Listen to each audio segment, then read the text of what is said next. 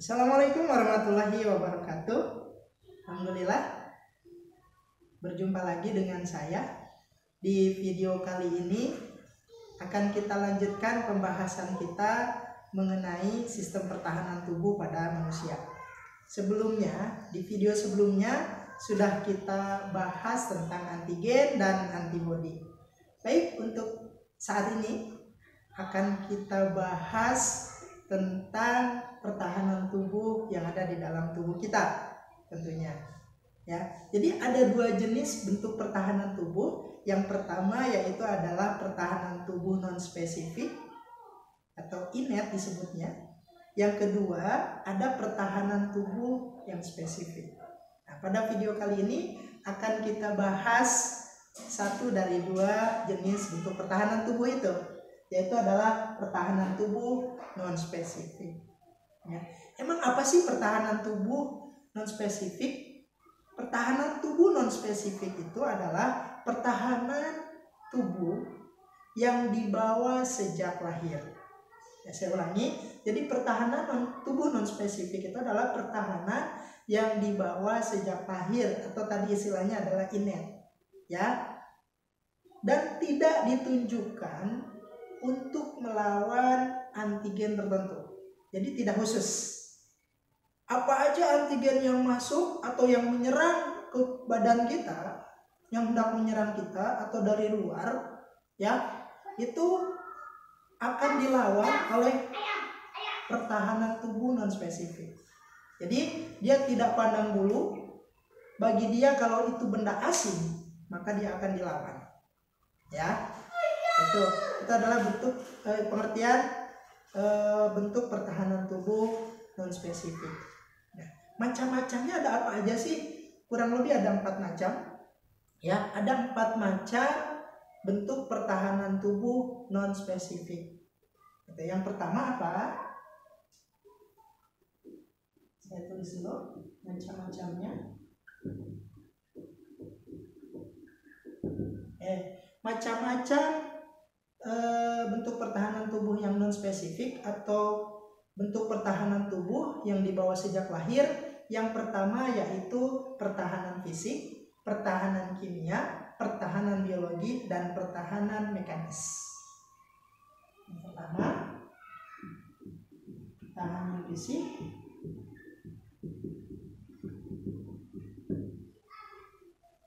pertahanan kimia, pertahanan biologi, dan pertahanan mekanis. Ini adalah bentuk pertahanan tubuh non spesifik yang pertama, yaitu pertahanan fisik, pertahanan kimia, pertahanan biologi, dan pertahanan mekanis. Apa sih contohnya? Jadi kalau pertahanan fisik itu adalah contohnya kulit, ya. Jadi kulit kita ini disebut pertahanan non spesifik. Ya, bagiannya adalah atau macamnya adalah macam pertahanan fisik. Ya, jadi kulit kita ini ketika ada mikroba, entah itu bakteri, jamur ataupun virus, ya, bentuk pertahanan fisiknya yaitu adalah bagian kulit. Ya, jadi contoh dari pertahanan fisik,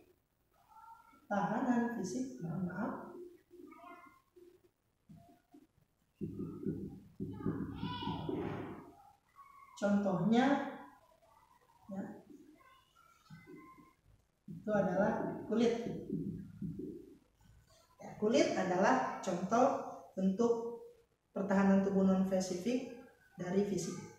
Yang kedua yaitu bentuk pertahanan kimia. Ini seperti apa? Bentuk pertahanan kimia yaitu adalah berupa cairan mukosa. Apa sih mukosa itu?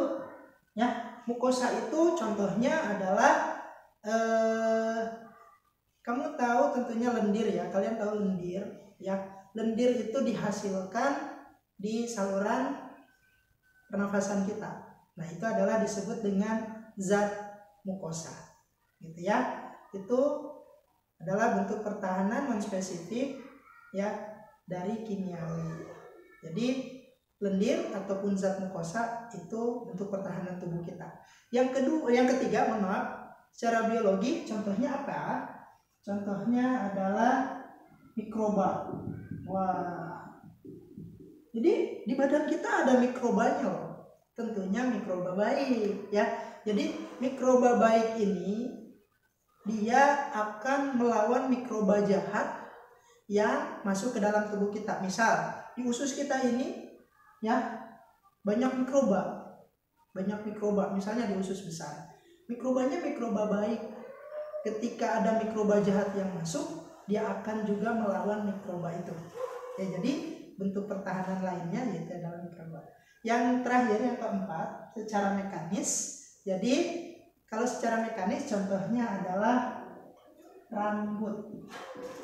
Nah, jadi rambut-rambut yang ada di wilayah-wilayah kita yang sensitif, misal di bagian hidung, ya, di bagian hidung atau di telinga juga kita ada rambutnya. Nah, itu adalah bentuk pertahanan tubuh kita juga. Selain rambut ada apa lagi? Ada yang disebut dengan silia. Silia ini adalah bentuknya berupa rambut-rambut juga, tapi dia tidak seperti rambut benar gitu. Jadi dia mirip dengan rambut, tapi memang menyatu dengan jaringan atau organ itu. Misal di saluran pernafasan kita, di trakea itu ada yang disebut silia. Nah, silia inilah yang fungsinya juga sebagai bentuk pertahanan tubuh kita, ya. Jadi inilah adalah bentuk pertahanan fisik, kimia, biologi, dan mekanis. Oke. Yang kedua, bentuk pertahanan tubuh non-spesifik itu adalah fagosit. Ya, atau fagositosis. Fagositosis ini adalah artinya makan, ya. Jadi ada sel di badan kita yang fungsinya sebagai pemakan. Pemakan siapa? Pemakan mikroba yang masuk ke dalam tubuh kita. Ya, siapa yang tahu? Pernah belajar sebelumnya? Ya, pasti pernah dengar atau pernah belajar si leukosit. Apa sih leukosit? Ya, betul. Leukosit itu adalah sel darah putih. Jadi sel darah putih kita fungsinya adalah membunuh kuman atau bibit penyakit yang masuk ke dalam tubuh. Nah, di sini dibahas. Jadi sifatnya berupa fagosit atau dia memakan. Nah, leukosit itu ada 4. Ada eosinofil, ada basofil, ya, ada neutrofil, dan ada makrofag. Tapi dalam hal ini, dalam hal bentuk pertahanan tubuh, hanya 2 yang berperan, yaitu adalah neutrofil dan makrofag. Ya. Jenis leukosit yang berperan dalam fagosit untuk pertahanan tubuh non spesifik itu adalah neutrofil dan makrofag. Neutrofil dan makrofag. Ya, jadi ada 2. Gitu ya. Oke, makrofag juga banyak jenisnya. Ya, yang dalam hal ini makrofag yang berperan itu ada beberapa, ya. Saya tuliskan 2, ada histiosit dan monosit. Jadi makrofag yang berperan dalam proses ini juga ada histiosit dan monosit. Oke, ya. Selanjutnya yang ketiga, bentuk pertahanan tubuh secara non spesifik itu juga ada istilah inflamasi. Inflamasi.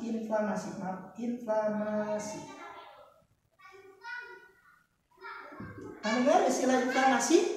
Inflamasi itu nama lainnya adalah peradangan. Nah, bentuk non spesifik pertahanan tubuh kita, ya, itu adalah mengalami peradangan atau mengalami inflamasi. Atau kita definisikan deh, ya, inflamasi itu adalah reaksi lokal dari sebuah jaringan terhadap infeksi atau cedera. Saya ulangi, reaksi lokal jaringan terhadap infeksi atau cedera. Jadi misal kalau ada jaringan kulit misalnya nih keiris atau cedera, ya, atau terjadi infeksi, maka dia biasanya mengalami inflamasi atau peradangan, ya, baru gitu ya. Jadi peradangan atau inflamasi itu ya kita kenal, mungkin bagi orang Sunda tahu ya istilah baru itu ya inflamasi atau peradangan. Nah, itu adalah reaksi lokal dari sebuah bentuk pertahanan tubuh ya, yang non spesifik yang terjadi di dalam sebuah jaringan, atau mungkin juga pernah mengalami peradangan di saluran pernafasannya gitu ya, itu pun sama. Jadi kenapa bisa radang? Karena di situ ada zat-zat yang mengganggu, akhirnya tubuh kita mengalami inflamasi. Tujuannya adalah untuk melakukan pertahanan tubuh ya, jadi itu. Oke, harus diketahui bahwa inflamasi ini ada dua jenis, yaitu ada inflamasi akut dan inflamasi kronik ya. Ada dua jenis, ada inflamasi akut dan inflamasi kronik. Wah, serem ya, pokoknya inflamasinya lumayan bikin takut gitu ya. Tapi jangan dianggap terlalu berlebihan. Maksud dari inflamasi akut ini adalah inflamasi yang terjadi dalam jangka pendek. Nah, jangka pendek, jadi dia radangnya gak lama-lama gitu ya. Kemudian kalau kronik terjadi dalam jangka panjang. Nah, itu peradangan atau inflamasi yang merupakan bentuk dari pertahanan tubuh non spesifik yang ketiga. Sekarang yang keempat. Yang keempat dari bentuk pertahanan tubuh non spesifik kita yaitu adalah zat antibiotik non spesifik. Nah, zat antibiotik non spesifik. Nah, jadi badan kita juga mengeluarkan zat antibiotik. Pernah dengar ya mungkin waktu kita berobat ke bidan atau ke dokter ya, kita tuh suka dikasih antibiotik gitu ya. Nah, itu antibiotik buatan yang didatangkan dari luar, dimasukkan ke dalam tubuh kita. Ternyata tubuh kita pun menghasilkan antibiotik secara alami gitu ya. Ini masuk ke dalam pertahanan tubuh non spesifik ya. Apa aja sih? Ada yang disebut dengan interferon dan komplement. Ini adalah zat antibiotik non spesifik yang dihasilkan oleh badan kita. Ya, itu saja untuk pertahanan tubuh non spesifik yang bisa saya sampaikan. Assalamualaikum.